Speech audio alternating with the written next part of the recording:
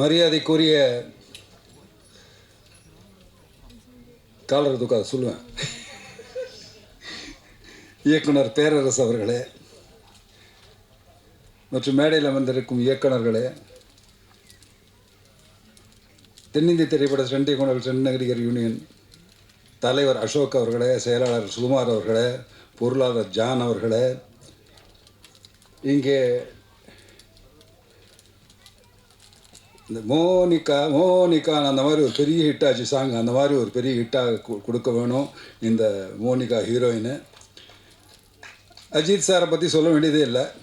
ஆனால் இந்த அஜித் சுழற்றுவார், சிலம்பத்தை மட்டுமல்ல இண்டஸ்ட்ரியும் சுழற்றுவார் நம்பிக்கை எனக்கு இருக்குது. கூல் சுரேஷ் அவர்களை நீங்கள் ரொம்ப நல்லா பேசுனீங்க. ஆனால் ஒரு விஷயத்தில் எனக்கு கொஞ்சம் சின்ன வருத்தம் உண்டு, அதையும் தெளிவுபடுத்துகிறேன். அதாவது எங்கள் சங்கத்தின் தலைவர் அப்படியே கால் நடுங்குச்சு, கை நடுங்குச்சிங்களே, அதெல்லாம் நடுங்கிற கூட்டமே கிடையாது, நாங்கள் நடுங்க வைக்கிற கூட்டம். அதை முதல்ல நீங்கள் புரிஞ்சுக்கணும். ஆனால் உங்கள் சிறப்புமிக்க எங்கள் யூனியன் மெம்பர் தான் அவர். ஆனால் அவருக்காகவும் நீங்கள் குரல் கொடுத்து லெஜண்ட் இதுலேருந்து அவருக்கு பண்ணாங்க முத்துக்காளைங்கிற போது நிச்சயமாக உங்களுக்கு நான் வணக்கத்தை சொல்லிக்கிறேன். அந்த லெஜண்ட் இது பண்ணவங்களும் என்னுடைய நன்றியினை சொல்லிக்கிறேன்.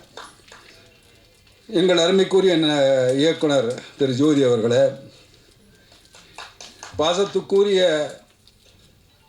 என் அருமை சகாக்களே, இங்கேருந்து போய் கன்னடத்தை கலக்குன்னு கலக்கக்கூடிய மியூசிக் டைரக்டர், என்ன பியூட்டிஃபுல்லாக மியூசிக் பண்ணிருக்காரு, என்ன விழாநாயகன் அவர் தானே. என் அருமை சகோதரர் எஸ்பிபி சொல்லும்போது சொல்லுவார், மியூசிக் அந்த ஃபஸ்ட்டு எழுத்து மியூசிக்கில் எம், அந்த எம் எடுத்தால் என்ன ஆகும், யூசிக், நீ வியாதியஸ்தன் ஆகிடுவே. அந்த எம்ன்றது என்ன, மெலடி. அதை தான் கொடுத்துருக்காரு நம்ம மியூசிக் டைரக்டர் இந்த படத்தில். உண்மையிலேயே பேரரசு சார் அவர்கள் சொல்லும்போது அந்த அழுகாட்சி பாட்டு ஒன்று இருக்க, அந்த பாட்டு உண்மையிலேயே கலங்கடிக்கிற பாட்டாக்க தான் கொடுத்துருக்கீங்க. நீங்கள் மென்மேலும் சிறந்து மீண்டும் தமிழகத்திற்கு வரணும். நீங்கள் கர்நாடகாவில் போய் குந்திருக்க வேண்டாம், நேராக இங்கே பெரிய ஆளாக ஆகணும் அப்படிங்கிற வாழ்த்துக்களை உங்களுக்கு சொல்லிக்கிறேன். அதே போல் நடித்த நடிகர்கள் அத்தனை பேரும், புலிக்கு பிறந்தது பூனே ஆகாது, அஜித் ஆகட்டும், ஹரீஷ் ஆகட்டும், என்னங்க ஞாபகம் இருங்க நீங்கள் ஒன்றும் சொல்ல வேண்டாம், ஹரீஷ் ஆகட்டும், ரெண்டு சிங்கக்குட்டிங்க. நான் போன விழாவிலேயே அவர்களை நான் பாராட்டிட்டேன். எக்கச்சக்கமாக கலைகளை தெரிஞ்சு வச்சுட்டு வராங்க. அதுதான் இந்த கூட்டத்தினுடைய சிறப்பு. உண்மையை சொன்னோன்னா, வெள்ளக்காரன் இந்தியா மேலே படையெடுத்து வந்தது வேறு எதுக்காகவும் இல்லை, கருப்பு தங்கம் அதுக்கு தான் வந்தான், வேறு எதுவும் இல்லை. கருப்பு தங்கம்ங்கிறது என்னன்னு தெரியுமா உங்களுக்கு? மிளகு எங்கேயுமே இல்லை.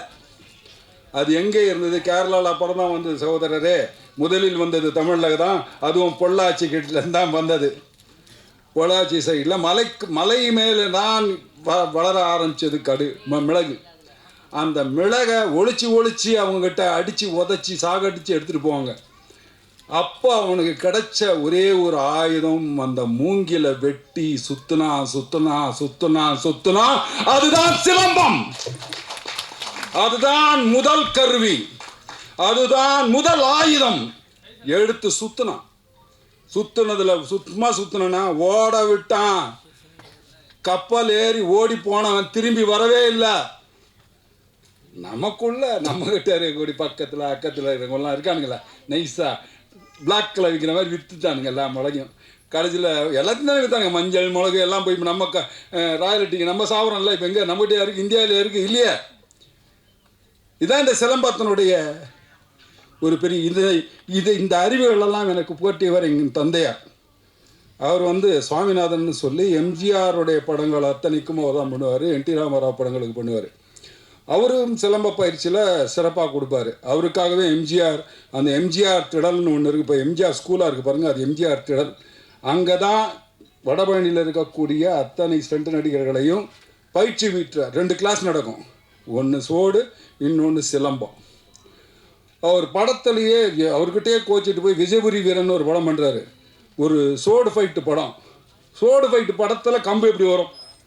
கம்பு சுத்த முடியுமா? கொண்டாடுறாரு பாருங்கள் தெளிவாக. சோடில் எடுத்துகிட்டு வந்தாங்க, டப்புன்னு அடித்தா எல்லா ஈட்டி முனையும் கட் ஆகிடுச்சு. இப்போ மிஞ்சி இருக்கிறது என்ன கம்பு, உடனே சிலம்பம் சுற்ற ஆரம்பிச்சிட்டாங்க. அதுவும் வெற்றிகரமான பெரிய வெற்றியை ஈட்டின படம். அவ்வளோ பெரிய வெற்றியை ஈட்டிய படம். அதனால் என்ன ஆச்சு, அந்த சிலம்ப கலை வளராச்சு. அந்த நேரத்தில் என்னென்னா, தனிப்பட்ட ஒருவர், நான் தவறாக சொன்னேன், எங்கள் அப்பா என்ன செருப்பால் அடிக்கிட்டோம் அப்புறம். ஏன்னா ஒருத்தர் தனிப்பட்ட மாரி, சாமிநாதன் மாஸ்டர் நல்லா பண்ணார், சோமு மாஸ்டர் நல்லா பண்ணார், இன்னொரு மாஸ்டர் நல்லா பண்ணார். இப்படித்தான் கலைகள் இது இருந்ததே தவிர தனிப்பட்ட முறையில் பேர் அதில் வந்து. ஆனால் அந்த பேருக்கெல்லாம் இங்கே ஒருத்தர் இருக்கார், ஒரு சொந்தக்காரர், சிலம்பம் மாற்றி சொல்லி அடிக்கிறதில்ல, சிலம்ப ஆசான்னா அது பொருத்தமான ஒரே ஒரு ஆள் இங்கே இருக்கார், பாண்டி மாஸ்டர். அவர்தான் தான் பெற்ற இன்பம் இவ்வையகம் பெற வேண்டும் என்று சிலம்பத்தை கற்றுக் கொடுத்து இன்னைக்கு ஸ்டண்ட் யூனியனில் இருக்க இத்தனை கிட்டத்தட்ட 500-600 பேர் வந்து மெம்பராக இருக்காங்கன்னா அவர் கிளாஸில் பயின்ற மாணவர்கள் தான். அந்த ஒடுக்கமும் அவர்கிட்ட கற்றுக்கிட்டதான் சிறந்த நடிகர்களாக இருக்கக்கூடிய இன்னைக்கு பெரிய பெரிய நடிகர்கள் இங்கே இருக்கிறவங்களும் சரி, பாம்பேயில் இருக்கிற, நானே சொன்னேன், நான் நிறைய கிளாஸில் கொண்டாந்து அட்டன் பண்ண வச்சு இன்னைக்கு எல்லாருமே டாப் ஸ்டாராக இருக்காங்க. எப்படி இருக்காங்க? அந்த ஒழுக்கம், நுண்ணறிவு, அதை எப்படி கற்றுக்கணும், முறைப்படி எப்படி கற்றுக்கணும், அந்த முறையை கற்றுக் கொடுத்தது அந்த வல்லமை பொருந்திய அவர்தான் இந்த சிலம்பம் சிறக்கிறதுக்கு அது வழிவகுத்தார். நிறையா போய் சேருவதற்கு ஜெயலலிதா பீரியட்லேயும் சரி, கலைஞர் பீரியட்லேயும் சரி, எல்லா பீரியட்லேயும் அதை கற்றுக் கொடுத்து அதுக்கு ஒரு இதை அமைச்சு அது எல்லாம் உலகம் போகிற மாதிரி. இன்றைக்கி கூட அவர் பேசும்போது சொன்னேன், உலகத்தில் டாப்பில் இருக்கக்கூடிய காளிதாசர் அவருடைய இதை வச்சுருக்காங்கன்னு. இதெல்லாம் எப்படி அவருக்கு தெரியுது? அப்டேட் பண்ணிக்கிறது. இந்த சிலம்பம்ங்கிறது சாதாரண விஷயம் அல்ல.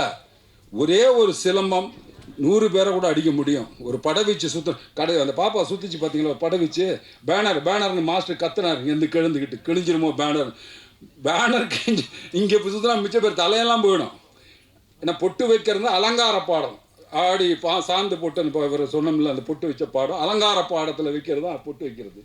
சுற்றி அடிக்கிறதுன்றதெல்லாம் கலை, அந்த ஒரு மாபெரும் கலை. முதல்ல பெரிய பெரிய வணக்கங்களையும் வாழ்த்துக்களையும் நான் இவருக்கு சொல்லணும்னா அதை ஒரு திரைப்படமாக எடுத்துக்காட்டி அந்த ஊக்குவிக்கணும் இந்த சிலம்பக்கலையை அப்படின்னு கொண்டு வந்த ஜோதிக்கு என் மனமார்ந்த வாழ்த்துக்கள். அதை சிறப்பாக இவர் ஒருத்தர் நாங்கள் இருக்கோம். இப்போ இயக்குனர் சொல்லும்போது கூட சொன்னார் பேரரசு சார், அவர் பரந்த மனசு, விரிஞ்ச மனசு. அவர் எங்களை பாராட்டுறாரு. அவருக்கு அது எப்போவுமே அடுத்தவங்களை பாராட்டுறது. ஆனால் இந்த ஸ்டண்ட் இயக்குனர்கள் இப்போ எல்லாருக்கும் முன்னாடி ஹீரோ இருப்பார். அந்த ஹீரோக்கெல்லாம் மெயினாக தேவைப்படுறது என்ன, ஒரு நல்ல கதை இல்லைன்னா எந்த கத்திரிக்காயும் வேவாது. ஒரு கத்திரிக்காய்னா கூட ஒரு நல்ல கதை வேணும். இங்கே நாகிரெட்டியார் அவர் சொல்லும்போது அதிர்ஷ்டம்னா என்ன அப்படின்னு கேட்கும்போது சொன்னார், என்ன சார் அதிர்ஷ்டம்னா நல்ல கதை கிடைக்கிறது. அதான் அவர் சொன்ன வார்த்தை. நல்ல கதை கிடைக்கிறது தான் அதிர்ஷ்டம். அதை இயக்குவது. இப்போ பாருங்கள், முன்னாடி 100 படம் 150 தாசனான்றாவ் இங்கே இருக்கக்கூடியவர்கள் எல்லாருமே 100-150 படம் இன்னைக்கு பண்ண முடியுதா? ஏன் பண்ண முடியல? ஏன்னா உன் கதையை நீயே தேடி கொண்டு வந்து நீயே எங்களுக்கு சொல்லு, அப்போ தான் நீ ஹீரோ, அப்போ தான் ஒத்துக்குவேன். 5 வருஷம் கழிச்சு ஒரு படம். அப்போது திரைக்கதை எழுதியவர்கள் வேற ஒருத்தர், கதை எழுதினவர் வேற ஒருத்தர். கதை இலாக்கா எழுதும், அதை திரைக்கதை பண்ணி இயக்குனர் பண்ணிட்டு இருந்தாங்க. அந்த காலத்தில் அப்படி பண்ணிட்டு இருக்கும்போது அவங்களாம் நிறைய படங்கள் பண்ண முடியுது, நிறைய படங்கள் வர முடியுது. தொழிலாளர் தோழர்கள் வாழ்ந்தார்கள், பிரமாதமாக இருந்தாங்க. எல்லாரும் ஒரு ஒரு உத்தமமான ஒரு வேலையை செய்கிறோன்ற பயபக்தியோட வேலை செஞ்சாங்க. இன்னைக்கு பயமும் காணும், பக்தியும் காணும்.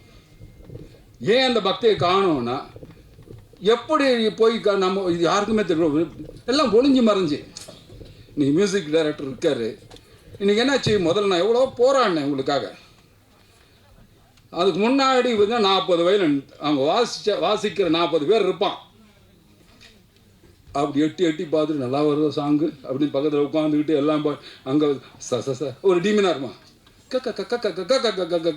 போடும்போது நமக்கு தெரியுது. அது சார் கொஞ்சம் இங்கே ஒரு வயலின் இது ஒரு வீணாக இருந்தால் நல்லா இருக்குமே டேரக்டர் கேட்பார். ஆடம் ஏன் அது நான் வீட்டை விட்டு வெளில போகிறேன் போண்டுவான் ஆடியன்ஸு. நான் வீட்டை விட்டு வெளில போகிறேன் ஐயோ ஒரு பொம்பளை அந்த ரீரிகார்டிங் தூக்கி கொடுக்கும் அந்த சீனை. அதுதான் அந்த ஆர்ஆர். அதுக்கு தான் அந்த மியூசிக் அவ்வளோ உதவுது. அந்த மியூசிக் எல்லாம் எப்படி ஒரு திரைப்படம் வர முடியும்? மியூசிக் அவ்வளோ இம்பேக்டாக இருக்கக்கூடியது. அப்படி ஒரு இந்த மூங்கில் இப்போ பெரம்பில் செய்கிற சிலம்பத்தை பார்த்தீங்க, மூங்கிலில் செய்யும்போது இதில் வரும். அதில் மூங்கிலில் செய்யும்போது புல்லாங்குழல் சவுண்டை மீறிய ஒரு சத்தம் வரும். அந்த சத்தம் எவ்வளவு சுகமாக இருக்கும் தெரியுமா? சண்டை போடுறாங்களா இல்லை விளையாடுறாங்களா, எவ்வளோ அற்புதமாக பண்ணுறாங்க இவங்க அப்படிங்கிற ஒரு விஷயம் வரும். அந்த கலை மேல் ஈர்க்கப்படுவார்கள். பெண்களும் வந்து சேருவாங்க. அப்படி பாண்டிய மாஸ்டர் கிளாஸில் ஒரு பொண்ணு வந்து சேர்ந்து அவரே நிறுத்த சொன்னால் கூட நிறுத்தாமல் இன்னைக்கு ஒரு பெரிய ஸ்டார். அந்த பொண்ணு பேர் என்னங்க? ஹன்சிகா, சாய் தன்ஷிகா. இப்போ கூட ஒரு படம் பேர யோகிடான்னு ஒரு படம் பண்ணாங்க. What on action she did. சரி, இதெல்லாம் நீங்கள் ஞாபகம் வச்சுக்கணும். இதெல்லாம் as a heroine you have to look after. சரி, விஜயசாந்தி பண்ணாங்க. நாங்கள்லாம் கோவம் வந்து விஜயசாந்தி உன்னை ஆக்க முடியாவா நீ பண்ணு எனக்கு ஆக்கி விட்டேன். ஸோ கோபம் வரணும். கோபம் வந்தால் தான் அழுகை. அழுகை எதுக்கு வருது தெரியுமா? கோபத்தை கழுவுவதற்குத்தான் அழுகை வருகிறது. வேற எதுக்கு வருது? கோபத்தை கழுவுவதற்கு வருகிறது தான் அழுகை. அந்த கோபம் வரணும்னா போனோம் வரணும்ல, வராமல் எங்கே போயிடும்? அந்த உணர்வுகளும் உணர்ச்சிகளும் எவ்வளவு இருந்தாலும் கட்டுப்படுத்தி செய்யக்கூடிய ஒரே ஒரு ஸ்டண்ட் கலை என்றால் நாங்கள் தான். அண்ணன் சொன்னார், பரமேஸ்வரி என்னை நான் பண்ணும்போது ஜெயிப்பீங்கன்னு. எப்போவுமே கை கொடுக்குது அவங்க தானேப்பா நமக்கு. வேறு யாருப்பா கொடுத்துருக்கா சொல்லு? பொண்ணே கொடுக்க மாட்டான் நமக்கு. எவனா ஒருத்தனை சொல்லு, நான் என் பொண்ணை கொடுத்துருக்கேன். எல்லாம் காதல் கல்யாணம் தான் செண்டு நடிகந்து. ஆமாங்க, என்னை உயிரோட வருவானா, இருப்பானா, சாயங்காலம் தேருவானா, கை உடையுமா கால் உடையுமான்னு இப்படி கடவுளை வேண்டிகிட்டு உட்கார்ந்து கிடக்கணும். இது எனக்கு தேவையா அப்படின்னு நினைப்பேன். ஆனால் ஒரு வார்த்தை சொல்லுவான், நீங்கள்லாம் படத்துலலாம் பார்த்துருப்பீங்க, என் உயிரை கொடுத்தாவது உன்னை காப்பாற்றுவேன்னு சொல்லுவான். ஆனால் உயிரை கொடுத்தும் காப்பாற்றக்கூடியவன் சென்று நடிகன். அவன் தான் இன்னும் அதை சாகர வரைக்கும் அதை காப்பாற்றிக்கிட்டே இருக்கான். புரியுதுங்களா? சரி, அப்படி ஒரு காப்பாற்றக்கூடிய ஃபேமிலியிலேருந்து ஒருத்தர் வந்திருக்கார். இவரை காப்பாற்ற வேண்டிய கடமை யாருதுன்னா உங்களுது. ஊடக நண்பர்களும் நீங்க தான், பத்திரிகையாளர்களும் மீடியாக்களும் உங்களை கைகூப்பி கேட்குறேன், தயவுசெய்து இந்த படத்தை பெரிய லெவலில் கொஞ்சம் நீங்கள் புஷ் பண்ணுங்க ஐயா. பெருசாக இல்லை, கொஞ்சமாக அப்படி புஷ் பண்ணுங்க ஐயா. அது போதும் எங்களுக்கு, நாங்கள் ரொம்ப சந்தோஷப்படுவோம். அவ்வளோதான் எங்களுக்கு வேணும். வெற்றின்னு ஒரு சொல் வந்தால் போதும். இப்போ எப்படி அரசாங்கத்தில் வெற்றி வந்திருக்கோ எல்லாம் சொன்னாங்கல்ல, எனக்கு இன்னைக்கு கூட அப்படி பார்த்தா பேரரசர் அப்படி பொங்கி வரும். அவருடைய ஸ்பீச்சுங்கெல்லாம் நான் கேட்டு அடே ஒரே ஒருத்தர் தான் பேசிட்டு இருந்தார், வேறு யாரும் கிடையாது. ஏன்னா என்ன கூட்டம், என்ன பெரிய கூட்டம், வெறும் ரசிகர்கள் தானே, ரசிகர்கள் கூட்டம் தானே போகுது.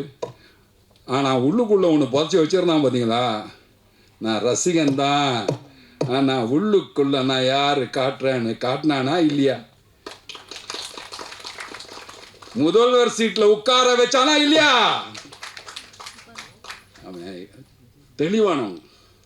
நீங்கள் படிக்கிற பசங்களெல்லாம் திட்டுனீங்க, உங்களுக்கு என்னடா தெரியும், நீங்கள் என்ன பார்த்துருக்க போகிறீங்க, நீங்கள் இப்படி போனால் அப்படி போகிறீங்க, அப்படி போனால் இப்படி வந்துடுறீங்க, நீங்கள் ஊர் சுத்ததான் லாய்க்குன்னீங்க.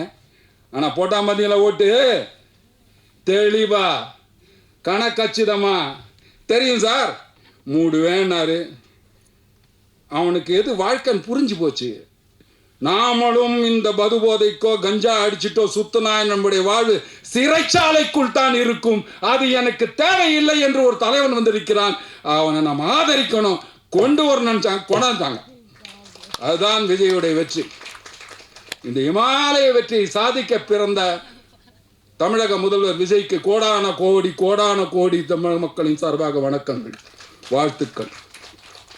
எங்கள் சங்கத்தின் சார்பாகவும் வாழ்த்துக்கள். இவ்வளவு நல்ல விஷயங்கள் இவ்வளோ பேர் பண்ணியிருக்காங்க.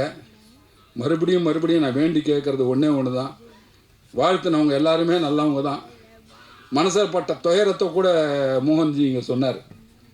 ஏன்னா அனுபவசாலிகளுக்கு தான் தெரியும். எனக்கும் அந்த வருத்தம் உண்டு, இருக்கு உள்ள. ஏன் கெஞ்சிறேன்? எப்படி ரிலீஸ் ஆக போகுது, எப்படி பண்ண போகிறோம், எப்படி? நானும் பாண்டிய மாஸ்டரோட காலைல கேட்டிருந்தேன், மாஸ்டர் என்ன மாஸ்டர் பண்ணுவாங்க, எப்படி ஹெல்ப் பண்ணுவாங்க? இன்றைக்கி மோகன்ஜி சொல்லும்போது ஒரு அற்புதமான ஒரு விஷயத்த சொன்னார். அந்த வேவ்ஸை அது ரொம்ப பேருக்கு தெரியாது. அது உண்மையிலேயே தமிழக முதல்வர் அவர்களுக்கு எடுத்து சொல்ல வேண்டியது நம்ம கடமை. அதை சொல்லணும். தயவுசெய்து ஊடகங்கள் அது தயவுசெய்து அவர் சொன்ன அந்த வார்த்தையை தயவுசெய்து போடுங்க. இங்கேயும் ஒரு ஊடகம், நமக்கும் ஒரு ஓடிடி பிளாட்ஃபார்ம் இருக்குது அப்படிங்கிற தைரியத்தில் அந்த சின்ன படங்க பொழைச்சி போட்டுமே சார், ப்ளீஸ் சார். உங்களெல்லாம் கூப்பிட்டு நாங்கள் பண்ணுறோம்னு நினைக்கிறோமே, எல்லாரும் வாழணும்னு நினைக்கிறோமே, எங்களையும் கொஞ்சம் வாழவீங்கன்னு கேட்டு விடைபெறுகிறேன். நன்றி, வணக்கம்.